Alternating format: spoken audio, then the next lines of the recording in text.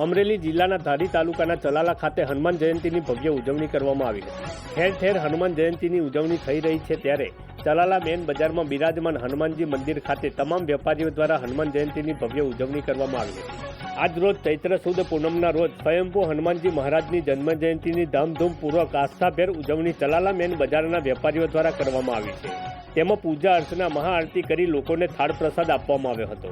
આ ઉજવણી આશરે 17 વર્ષથી ચાલુ છે તે વેપારીઓ દ્વારા જાળવી રાખી છે તેમજ બધાનો સાથ સહકાર તન મન ધનથી મળ્યો હતો।